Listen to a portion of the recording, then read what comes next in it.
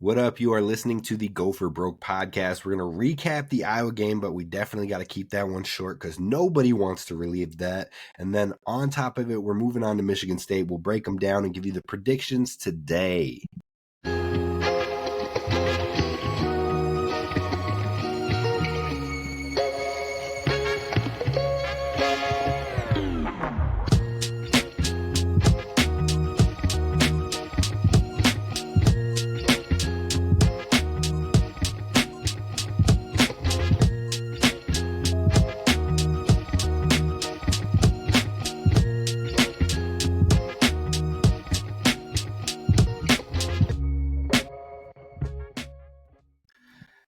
What up? It is Kane, Rob, and Tristyn Spann-Ford coming at you once a week, every week, like we do to talk some Gophers football. We also do live postcasts, so if you are not following us on YouTube or Twitter or what have you, be sure to hit subscribe so you do not miss that content going forward. We talk Gophers football every single week. I also want to give a shout out to Gophers Forever over on Twitter, showing love to the podcast, and he also talked about how he loved the intro music, best intro music in the game. So I'm here for it. I'm going to call it out. Much love to you, Gophers Forever. Yeah, shout out. Appreciate you. All right, speaking of shout outs, we got to talk about these Iowa fans real quick. Before we get into our Big Ten predictions for the week, we're turning into just the college football fan reaction show. Apparently. Now, we love Ohio State fans. They showed up and showed out. Nebraska fans, y'all know what you are. Iowa fans, I got a special shout out to you because we talked on the live post game and we said, Tristyn said, the Iowa, this was your Super Bowl, blah, blah, blah. You know, what we say is we hate Nebraska, blah, blah, blah. That's what game we care about. Iowa, this is your Super Bowl. And immediately after, I said, for the Iowa fans that are tapping in, that was a joke. We were talking about Nebraska fans and how they acted last week. We were trolling them. If you looked at the comments from that live post-game video that has like 2,500 views, at least 50 comments from Iowa fans like, this isn't our Super Bowl. You got to be joking. No, shit. We said we were joking. We literally said we were joking. Like, I don't know if I could spell it out any more for you. Iowa, you got a good squad. We don't think we're your Super Bowl. I'm straightening it out for you right here, right now, okay? It was a joke. It was a troll job. My goodness. Iowa education at its finest. I digress. It was just funny because you texted me, you're like, dog, what did you do? Man, and I'm here for it because you know what? I commented on every single one of them because it helps the algorithm. It helps other people find the podcast. So I was going to make sure we had them 133 comments. Engagement, baby. Every single one of them. So if y'all want to keep throwing those comments, go for it. I'm here for it. But let's talk about the upcoming Big Ten games. And before we do that, we got to know Tristyn's gripe of the week. Honestly, dog, it is this Monday, Tuesday, it's currently Wednesday, was just, I was in full recovery mode. As a sports fan, we just went through a gauntlet, Minnesota, last week. Yep. Vikings lose Thursday. T-Wolves lose Friday. Saturday, we saw what happened in Iowa. Sunday, for those of us who cheer for the Cowboys, unfortunately, also caught an L. And then Anthony Edwards also gets hurt on Sunday, too. So It was just tough all around. So other than that, things have gone up since then. So I don't have many gripes other than that. Just had to run through that gauntlet, and it can only get better from here.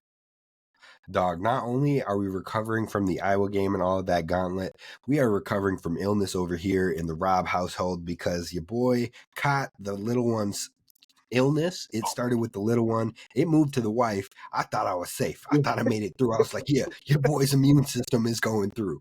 Nah, it got me. So that's why I sound a little more DJ K smooth on the radio over here for you as opposed to my normal talking voice because my voice is shot. We got the Vicks Vapo Rub going strong right now trying to get through this podcast for you. But let's talk about the Big Ten games coming up this week. We've got Penn State at number 1, Ohio State. I think this one's pretty plain and easy. Ohio State, they're going to run through. They're going to be like, look, you couldn't beat us before. Now you lost your quarterback, you lost your coach and all that. Like, why y'all even showing up? Y'all might as well stay at home. Ohio State's taking the dub. So let's go to number 2, Rutgers at Illinois. Illinois lost. They fell out of the rankings. How are we feeling? I thought last week Illinois was going to do something. And Rutgers had the walk-off field goal last week, correct? I think it's Illinois this week. Bielema coming off of 2 losses and an emotional win for Rutgers. Yep. That's Illinois. Okay. I'll go with Rutgers. I'm going to lock it in with Rutgers. They finally got a dub in the win column, and they're like, look, we're going to build on this. Athan's going to show up and show out. Illinois, sorry, it might be a down year now. Next one, we got number 2, Indiana at Maryland. I'm pretty easy Indiana on this one. I'm not picking against Indiana for the rest of the year. I would put them, if the spread was 60 points, I'm still picking Indiana every time. They just be hanging 70 on people. Just crazy. Next game we will talk about in our predictions for us. It's the Michigan State at Minnesota game, but we're going to move on. Purdue at Michigan, number 21 Michigan. These games, it doesn't feel like they're going to be relatively close. I got Michigan in this one at home taking on Purdue. Purdue couldn't beat Rutgers, so I don't see them taking down one of the better teams in the Big Ten. Yeah, you're right. That's correct. All right, next one, number 23 USC at Nebraska. And Nebraska got it right. They got it right. They got the win against Northwestern. It was a closer game than I thought it was going to be. But USC, they're ranked. They're right there. Could Nebraska take them down and maybe try to get back in the rankings? Or how are you feeling about this one? You said it's at USC? At Nebraska. At Nebraska? Ooh, I kind of like Nebraska. I think it's going to be a lot of points in that game. Yeah, I kind of like Nebraska. They're a good team. Nebraska is a really good team. So if they show up with that crowd, it's going to be tough sledding for USC. All right, get this. ESPN Bet Sportsbook has the spread at 6.5 in favor of the Trojans on the road, and they are giving USC a 72% chance to win. How are you going to have a 1 touchdown score game spread and 72% chance for USC to win? I think I believe in Nebraska's defense more than I do USC's. I'm going to go with you. I'm going to go Nebraska. Nebraska at home with the points? That's a Tristyn about to be spending some money. That's crazy. All right, well, that's going to do that for us. We got to talk about this absolutely grotesque Iowa game, and I want to keep it short because usually we do the stat of the week. Look, I didn't even want to look at a stat of the week for you. We usually do that boy's good. Look, wasn't nobody good in that game. We usually do with the helly moment. You can chalk it up for the whole game. So we're going to skip past all of that hootenanny, and we are going to move on to what we learned from this game and what does Minnesota have to do to bounce back, because this is a game that you absolutely have to flush and forget. You lost 41-3. Now you look at the top defenses in the country. Ohio State is number 1. Iowa is now number 2. So the top two, we've played 2 of the top defenses in the country, and they both whooped us down. How does Minnesota get off the mat? Last time we played Ohio State, it was a struggle, a slugfest, but we got the win against Purdue. We're now going on to Michigan State. How can Minnesota get right after this bad loss? They have to go back to basics. I mean, at the beginning of the year, we kind of talked about how excited we were. You know, the passing game was going to be different, and you know, it's going to be not get that Packers water bottle out of here. That's crazy. You just dropped that for no reason. We talked about how you just distracted me from my whole thing. We talk about we have to go back to basics and kind of find an identity. In the beginning of the year, we were excited about the passing game and how that was going to look and opening that up, but I'm all the way reverted back to, in this game, we have to establish the run. We have to establish and play our style of football. And I think this is the perfect opponent. We couldn't have asked for a better opponent this week coming off of this ugly loss, because I definitely think Michigan State is a beatable team. They give up a lot of points. So we have to go back to basics. Run the damn ball. It is literally the exact same situation as coming off of Ohio State and playing Purdue, and we had that one down to the wire. So at this point, I will not put anything past this Minnesota Gophers team. Now, what we learned in this Iowa loss, though, look, something's got to give. We had talked about it on the postcast, but you have to simplify this offense, because these offensive rankings each week are just going worse and worse and worse. Now almost all of the 4 major categories, the highest the Gophers rank in any of the 4 major categories on offense is 94th. So you are falling into the bottom 30-ish teams, 35, 40 teams in the country across all offensive scoring totals. And you have a quarterback that you trust in, and you talk about his upside, and you love his intellect, and we've seen his big arm. But I don't know if you've noticed it or not. We haven't really been using his big arm much in these last few games. Like, they've taken shots, but it's felt like they were more shots of trying to draw a defensive pass interference than it was a true, actual explosive play shot. But it feels like the Iowa game, we didn't take any shots. The Nebraska game, it was very limited shots. The Purdue game, it didn't feel like many shots. It was only attacking the defensive pass interferences. And then the Ohio State game, there weren't many shots. We were taking shots against Rutgers and all them, and that's when we saw Drake Lindsey putting numbers up. But all of a sudden, we've gotten really nervous. We've gotten really tentative, and we've tried to do all these complex things with 4 different play calls at the line of scrimmage, and we can make checks, and Drake Lindsey is smart enough to make all those checks and everything like that. But right now, we don't have the offensive line to hold it up to be able to get the right call off and get the positive yardage and all that. So let's take it back to the basics. Let's do the things that can get us 3 to 4 ugly yards and just keep moving the ball slowly but surely up the field, and then get a play action shot down the field. Then let Drake Lindsey cook. I mean, overall, I feel like we've just been trying to get way too fancy with it, and we're not moving the ball at all. We're going 3 and out. We're going 5 plays and out, and all of a sudden we're not finding any offensive success, and it's actually horrific to watch. No, I 100% agree. It's the offensive line play has to step up this week. It has to look a lot better because it reflects, like you said, we go 3 and out, and then you start the game essentially on your heels, and there's no recovering from it because you're trying to get back in this game so early in the game, and we got to get on the board early and get something established early. Even if we don't score on that first drive, it has to be a solid, 8 or 9 play drive. We can't go 3 and out, and now we don't even have like our opening game script that we've run through. Right.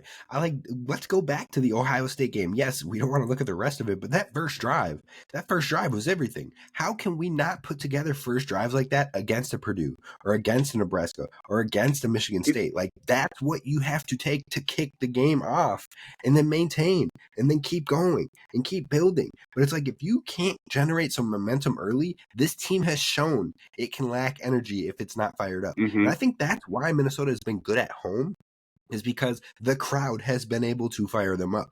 When they are on the road and they aren't fired up and they don't have that juice, and then this loud and all mistakes are happening and they get short drives, they're tapped out. They don't have the fire. They don't have the will. I don't know why, but that's what it seems like right now. So I feel like the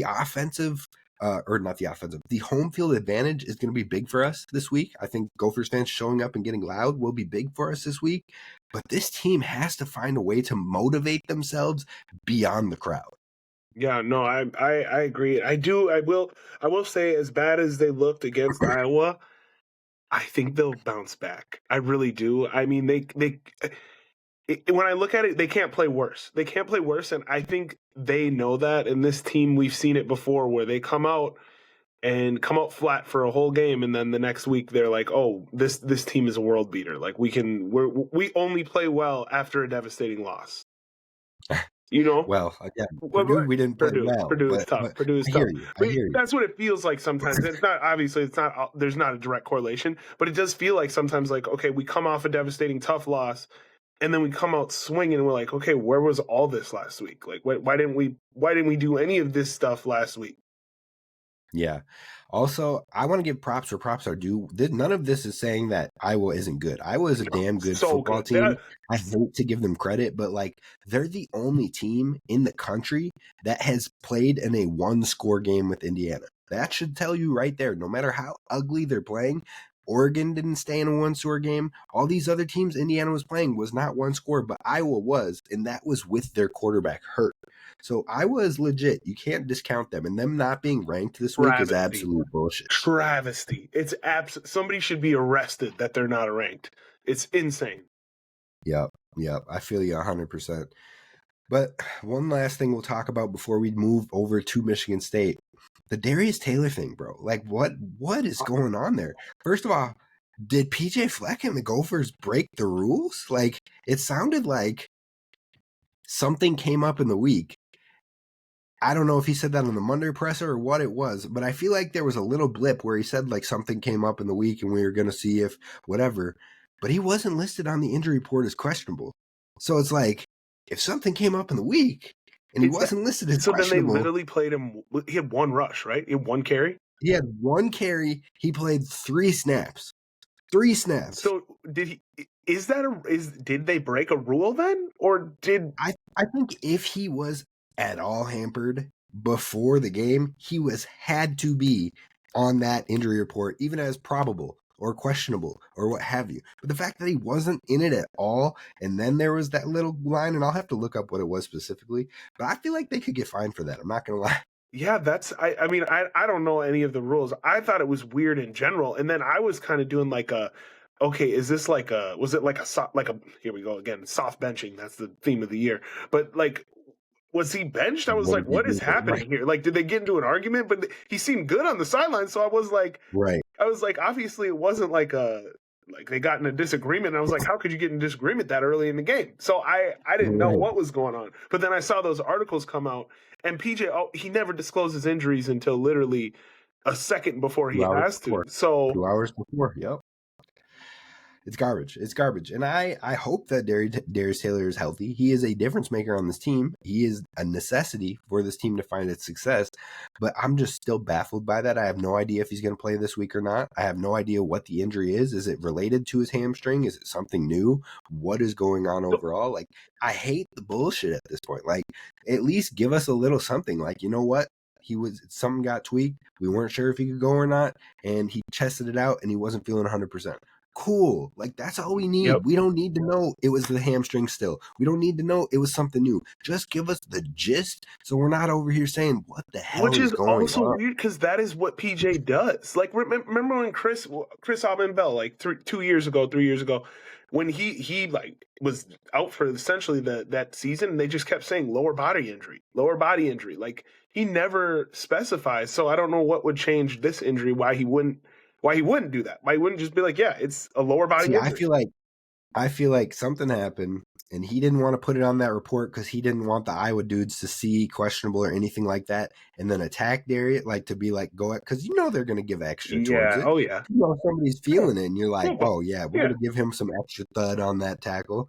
You saw in some of that game, number 4 gave an absolute smackdown on Kendrick Lanier that should have been an ejection in the game. That was disgusting. That was unreal and disgusting. Right. But that's what this rivalry and the hate on both sides is. So I could see PJ being like, we're not going to put him on there because we don't want him to go after it, and we'll try to see how it goes. And then he gave it a run and it wasn't going. But again, I don't think that's allowed. So I don't know what's going on. I wish we had a little bit of clarity there. Yeah, that does seem odd. I hope we don't get fined, but also, who cares if we get fined? Are fines even real? Like hey. They talk about these fines, and I'm just like, the AD just signing that check. Like, he don't care. The school writes the check, and we move on. Now, if Brevin gets fined for something, you're going to feel that one. You're going to hear about it, too. Oh, he texted me week 1 last year. Week 1, he had the wrong colored socks on. He was like, yep, first game of my NFL career, fine. Oof. Like, dog. Ooh. Yeah, I heard about those when a family friend of ours, Amani Hooker, who plays for the Titans, he was telling us about some of them fines, and I was like, oh, they don't play. They do not play. They get their money. I think Brev said he got one for like a what was it, a leg swing? Leg swing? It's essentially like tripping. But he was like coming off a block and his leg just literally kind of kicked out behind him. And it came in afterwards. Like, they didn't call him for it during the game. They just sent him the little letter. He's like, yeah, I gotta appeal this. They just sent him the bill and said, we will be taking your money. Yeah. All right, let's move over to the Michigan State game, where the Gophers rank in the nation before we dive in. Offensively, like I said, it's bad. Pass offense, 94th. Rush offense, 118th. Scoring offense, 96th. And overall offense, 108th. The defense, still looking particularly good, even after 2 blowout losses on the year. 32nd in pass defense, which baffles me. 19th in run defense. tied for 47th in scoring defense, 15th in total defense, 10th in sacks, and 56th in turnovers. So overall, the defense is still competing. What? It's literally a bend don't break with this Gophers defense, but the offense is atrocious. Just plain and simple. We gotta find a way to put points on the board. Or even yards. We're not even getting yards. No, I looked at the box score from last week. Our highest running back at like 19 yards. Oh my god, it was so bad. Filthy. All right, let's turn towards Michigan State. The Gophers have to respond in a big way. We've mentioned on the postcast that we can still finish the season with 8 regular season wins, and that does seem attainable. It's not like if everything goes perfect. No, that's including probably a butt whooping we'll take on the road at Eugene. But also, your other 3 games, you literally have a chance in all 3 of them. The hardest one of those 3 probably is the Northwestern game, which I would not have found myself saying at the beginning of the year. But regardless, there's a real way to get to 8 wins if you can get over your own mental games. If you can find a way to get some energy on the field, if you can find a way to play your best football and stop playing down or stop playing lack of motivation or anything like that, if you can find a way to respond, you can get 8 wins. This next team, Michigan State, is 0-5 in the conference. 0-5 in the conference with a bad defense. That is telling you we should come out here and win this game. They're favored in the game. After watching a ass whooping from last week, I wouldn't have headed into this week thinking, we're going to be favored. But they're favored in a good way. So it's like you got to come out and do something big against Michigan State. No, I 100% agree. This is we are lucky for a very good get-right opportunity here. So hopefully that's the case. Yep. All right, so let's talk about Michigan State. Their defense, like I said, it's bad right now. Now, when you're talking about the defense, Joe Rossi is their coordinator, former Minnesota guy. Usually he had done really well for us. He had one bad year while he was here. But their defensive numbers right now, 76th in the nation in run defense, 87th in pass defense, 117th in scoring defense, and 83rd in total defense, 111th in turnovers gained, and 88th in sacks. So not good in any of the categories. This should be an opportunity for the offense to hopefully try and get right. Yeah, they've given up like over 35 points in like their past 5 games. They give up a lot of points. And their offense doesn't score that many points. So we should be in a great spot here to really get right and get this offense rolling. Dog, this is a game that I need the coordinators to let Drake Lindsey build his confidence. We headed into last weekend? And I think did he throw a touchdown? No, he didn't throw a touchdown versus Iowa. He didn't score a touchdown versus Iowa. No, we did not. He had 10 touchdowns and 3 interceptions heading into the Iowa game. Now he's at 10 touchdowns and 6 interceptions because he had his worst game of his career by far. Let's get him going again, build his confidence again.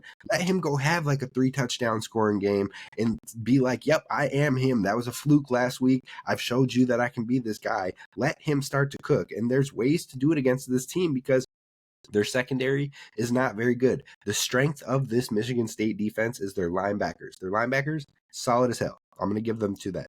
Classic with Joe Rossi defense. Yep.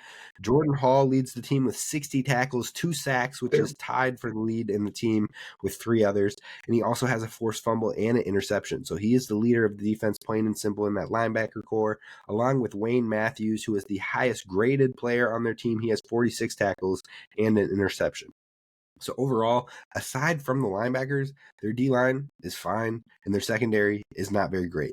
So this is where you got to start licking your chops. You got to be like, okay, this is where, you know what, if Darius doesn't play in this game, like Femi Ijiboy can get going a little bit, but let's build Drake Lindsey's confidence. That has to be the first and foremost priority in my mind, plain and simple. Yeah, my thing, I think we have to, I agree with with everything you just said. I think we got to get going right away. Like we've said it week after week. We don't need to start slow. If we start slow, we get so bogged down mid game, and then it's almost like we really need something right before half to get us to go in the second half. So I think we got to get going right away and just like you said, let Drake cook. Yep. And now you flip it to the other side. Before we do that, you can't overlook this defense though, because again, Purdue's defense was rated similarly, not Yes. good. It was actually probably worse than this Michigan State defense. And we found a way to make them look like all-stars. So you got to get it right this week. You got to keep it simple. Play to simplicity. We don't need the complexity in this one. Let Drake just go out there and play ball. But you look at Michigan State's offense, and I think it's actually fairly similar to Minnesota's, except for they might have better talent at the wide receiver position overall. So overall, their offense is rated slightly better than Minnesota's, but not by much. Both of them are fairly bad across the board.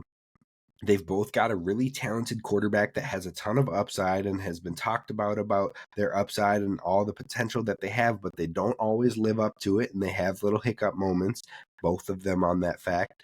But overall, the three talented wide receivers on Michigan State, they all have different skill sets, so that's something the Gophers are going to have to be on the lookout for. Their number one do-it-all receiver is Nick Marsh. He's a 6'3" sophomore. He has 500 yards, or about 500 yards, and 5 touchdowns so far on the year.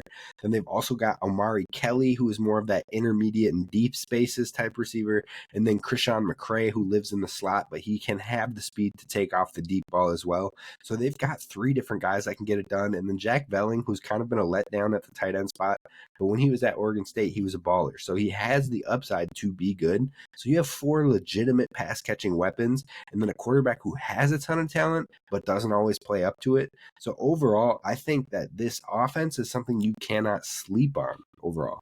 I'm looking at a big game for our defensive line this week. This quarterback has been sacked 21 times this year so far. So it shows that their offensive line is not the best position group on the field. So our D line is a great week to, like we talked about, get that confidence back and just eat. Yeah, I agree 100%. Honestly, the game plan that they had for Nebraska, you should have a very similar mental approach to this one. Like, we should just absolutely put the pressure on to the point where he is uncomfortable. He's making poor decisions. He has no time to breathe. That should be the exact same. And the thing is, Aiden Childs has a very similar play style to Dylan Raiola. So overall, hopefully the Gophers can respond in this one and get their swagger back a little bit, because my keys for this game, that was number one: make the quarterback uncomfortable. You have to get the pressure on him, and if you can get the pressure on him, then we can start to potentially see some success. My number 2 was you need to simplify the offense. I feel like I've said that like 10 times today, but you got to stop trying to be this pro style offense and just move the damn ball. Like, short drives are killing your offense, and just find a way to get some yardage and maybe put yourself in a field goal position. But at this point, who knows if our field goal kicker will hit it. I'm starting to truly miss my boy Dragon Kesich, because at least I had some faith in that one. Hopefully we can maybe see one of the younger guys here in the near future, but regardless, nobody can kick a field goal or attempt it if we can't move the ball up the field. And then the third one is get vertical. I mentioned it in here as well, but it feels like we haven't been drawing up as many deep balls or shot plays, and that's a skill set in Drake Lindsey's. Let's get his confidence going. Let's take some home runs, some explosive play opportunities. Let the home crowd fuel you and give you the momentum, and then attack this game. Those are my 3 keys in this one. I agree with all of them. I mean, I didn't have specific things written down. I just really think it's going to be important. I don't know if it's going to be if DT's going to play or if it's going to be Fame, but I would love a drive where it's just, okay, like we're 5 yards here, 6 yards here, like run, ground the ball. Like, I know I want to get the passing game going too. I agree with everything you're saying, but I really think it's important for this offense to just see the ball move in the right direction. Like, 3 yards here, 4 yards here, 5 yards here, just ground and pound, and then open up the passing game. Yeah, I agree with you 100%. I would love to see that. Whatever gets it done. Like, let's just move the ball a little bit and see find a way to win. Exactly. Like, I mean, that's the easy way to say it, but at this point, like, damn, I feel that to my core. Yeah, anything to just wash the Iowa game out of our memories would be great. Right. Do everything you can to, like, hang, like, it's not going to happen. I'm going to have to spell it out for the Michigan State fans, too. Hopefully they're not as literal as Iowa fans. You are being so disrespectful. Go hang like 50. Go hang like 50 and get your juices going. Get your belief in yourself up and go have that swagger and confidence. Do I think they'll actually hang 50? Absolutely not. I will clarify that. Too late. I can already hear keyboards clicking. Keyboards are clicking right now. Yeah. I can hear it 100%. They're like, are you an idiot? Hang 50? Your offense sucks. Like, Yeah, thank you. Thank you for pointing that out to me. Nobody's more aware about what's going on this team than us. I just told you our offensive rankings are all almost under 100. I am very well aware.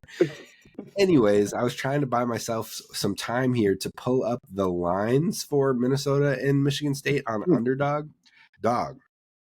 No Minnesota players' lines have been released. So they have Michigan State players' lines up, but not Minnesota's, which makes me think they're probably a little pissed off about the Darius Taylor thing too. I'm just saying, but probably they probably yeah. I mean, unless you're betting unders on Darius Taylor, which you probably were. I would think if you were going up against Iowa's defense, they probably got hosed on all those, like his yardage. Right, that's what I'm saying. Wild. They're probably yeah. They're like, we're not going to release a single player on Minnesota until they tell us. Until PJ releases the injury report. All right, so I will pull my own lines for Minnesota players, and we will do a couple of Michigan State players as well. So Drake, Lindsey, pass yards. I'm going to set the line at 195. No, I'm going to set it at 199.5. So over would be 200 or more. Under is less than 200. Over. Wash that taste out of your mouth from Iowa. Don't worry about anything. Just keep letting it fly. Have confidence in your receivers. Over. I'm going to take the over as well. I think you have to. Like I said, Michigan State's pass defense is worse than their run defense. And also, I feel like Joe Rossi's going to try to put some pressure on Drake Lindsey and really make him prove it in this one. And I think he's going to stack the box, especially if Darius is playing. He's going to stack the box and be like, prove it. You threw 3 interceptions last week. Prove me that you're not going to do that again. So I'm going to take the over, and he gets it right. Aiden Childs' line is okay. They don't have his yardage line. They just have his touchdowns. That doesn't help me at all. Nope. All right, let's go with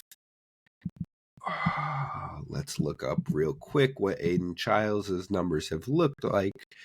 Game log, we've got 155, 231, 270, 212, 85, 66, 243, and 130. Let's go with a hot 175.5 on this one. Michigan State fans will probably be like, oh, we're going to top that. But like, he has 3 games under 100 yards. No, 2 games under 100 yards, 3 games under 150, 4 games under 155. So like 175 feels fair here. I'm not going to lie. I kind of have to show some respect to the over here, just based on what our defense has. Well, our defense, I don't know.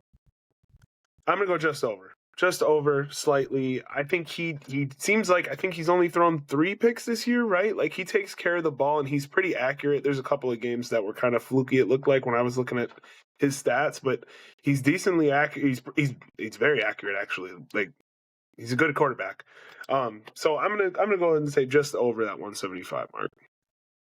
I'm going to go under, and I was going to go over as well, but I'm looking at it. The games that he has been over 155 was versus Boston College, who is 1-7 on the season, if you need to know. I thought they would be so much better. They're not good. Same. Youngstown State, nobody cares. USC, we just talked about at the beginning of the show that their defense is still not great. Nope. And then Indiana, which that one surprises me, but I think it was more so garbage time. Otherwise, Michigan, he only had 130. Nebraska, he had 85. And UCLA, he had 66. I think the Gophers defense can be pretty comparable to like a UCLA, Nebraska, depending on what you're looking at. I think we'll bring more pressure than Nebraska, but I think Nebraska's secondary is a little bit better. So I'm going to say under. I'm going to say under and hope that pressure comes like it did against Dylan Raiola. That would be ideal. All right, we are going to skip Darius Taylor because we have no idea what is happening with this. So I'm not going to play the gods on this one. But what we will do is throw a receiver in there instead. Instead of that, I want to know, I'm not going to set a line for a receiver. I want you to pick which receiver for the Gophers is going to have the best day. Give me Le'Meke Brockington. I think he has been so solid all year. And I know, I mean, it's not that we were down low on him going into the year, but that room is so big that, and we've seen what he can do for how many years. And so I think we were kind of, at least for me personally, I was kind of like, okay, he's going to be decent slot receiver. He's always going to be reliable, but he has been awesome all season long, especially in like, he's had a few big moments where we really need a first down here. We need a monster catch, and he's come through. So give me Le'Meke. All right. I'm going to take Jalen Smith. I was gonna say Javon Tracy just because I feel like he probably sees the most opportunity between Yep. him and Lemike. But like I said, I think we got to get some deep shots going, and I think Jalen Smith is the king of those for this team. So I'm gonna go Jalen Smith having a big one or two. Okay. All right, total yardage given up by the Gophers defense.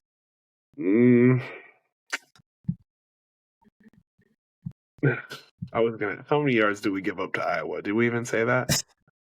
I can say it. It's less than we thought. Oh, It's really? less than we thought because Iowa had short fields, because Iowa had special team The scores. punting, everything was bad. It was so bad. Everything was so bad that Iowa didn't have to rack up the yardage.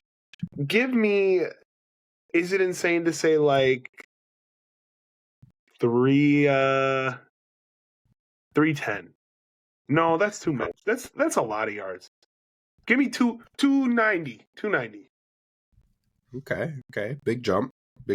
20 yards. Well, I mean, I don't know. I think it is not a big jump. Either way, it feels fine. It's a what have you done lately for me league, and I saw what I saw last week. Would you like to know what Iowa's final yardage was in that game? Yes.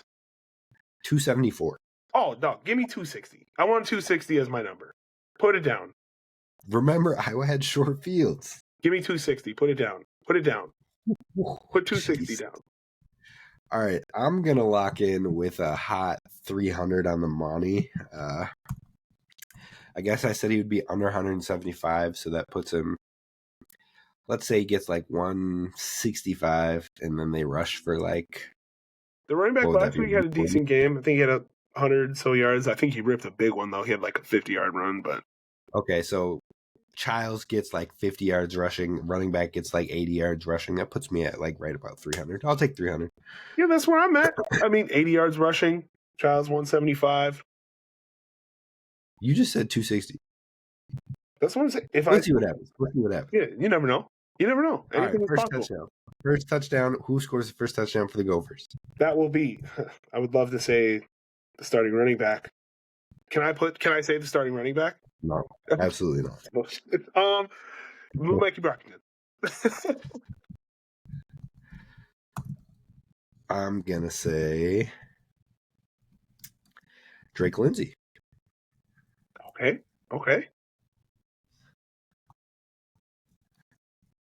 Do we do two for the first touchdown? Yeah. Javon Tracy. Good correction. I was hoping you were going to take Femi Ejeboy, but you didn't, and now I'm in a tough position. I'm going to say Cam Davis. Okay. Davis. I thought I was going to be spicy and say that one without Femi Ejeboy. But no, we'll go with Cam Davis. He's been in some looks every game so far, so we'll see what happens. All right, do the Gophers score on their first drive? Yes or no? I think we do. I really think we do. Touchdown or field goal? A touchdown. I think we're going to come out of the gates hot. I really do think this is a great spot. This is a good spot for us to just bounce back. Like, we didn't play close when we got absolutely killed. We're disrespected. Michigan State's going to come in and think like, oh, this team's not that good. We're fine. This might be a nice little conference win for us, and it's just not going to happen. All right, so fool me once, shame on you. Fool me twice, shame on me. Fool me 3 times, you ain't gonna fool me again. So Minnesota has not scored in their first drive against Iowa, against Nebraska, against Purdue, against Ohio. Yes, they did against Ohio State. They got a field goal. Field goal against Ohio State. The last 3 games, they have not scored on their opening drive. Rutgers, they did not score on their opening drive. California, they did not score on their opening drive. I think we did against Northwestern State. I feel like we had to, right? Like that everything you're saying right now. It sounds like we're due. Sounds like we're due to score on opening drive. You could think that, but like I said, I'm gonna get fooled again. I'm taking the no. No, they do not score on their first drive. All right. Do the Gophers get any turnovers in this game? If so, how many? What do you got? I think we could. This quarterback's accurate. He hasn't turned the ball over. He does a good job of keeping the ball, not turning the ball over. Let's do 1 interception. from Coy. At home, vibes are high. I'm going to go one. I'm going to say a fumble. Let's say Matthew Kingsbury. We're going with my boy Carter Menz. Carter Menz gets it done. You've got one with Coy. All right. So next one is who leads the team in tackles this week?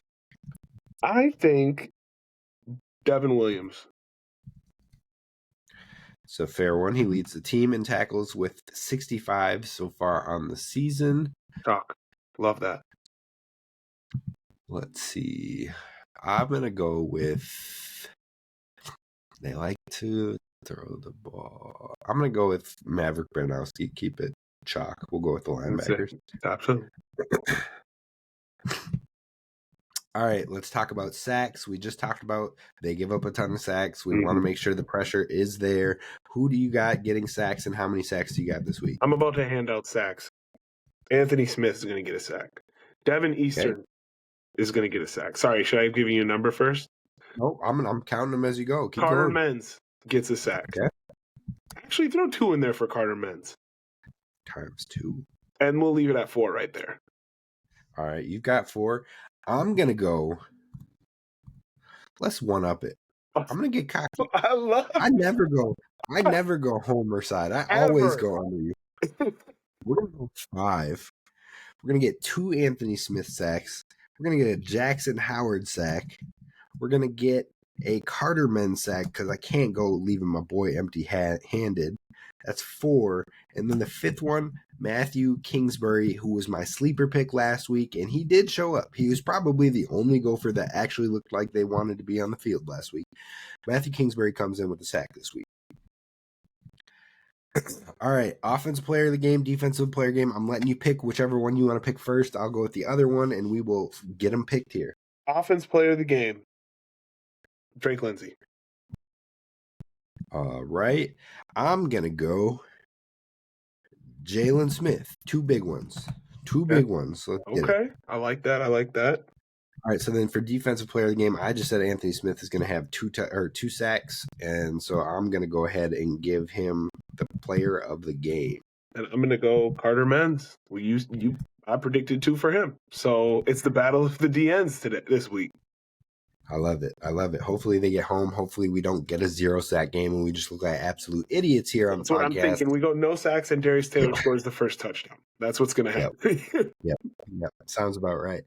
All right, final score predictions. What do you got for me in this one? I have a feeling we can score some points. I think the over-under is like 44, 45. 44.5 right now, yep. Me, I'm a sharp. I'm going 38 to 14. Yep. Sheesh. I know it's gross, but I really do think we're going to bounce back. They've given up 38 points to like UCLA this year. They've given up 38 points to a lot of teams. All right. Well, I'm going to go 28-20 for Minnesota. Yeah, that covers. That's a cover. I was just thinking about the cover in the spread or in the over under. Let me tell you, you covered easy. Oh, I know. That's 3 points at home. That's it. It was All right, what's your biggest worry for this game? I literally have worries written on a piece of paper, and the first thing on the list is everything. Now, that was the first notes I wrote on this.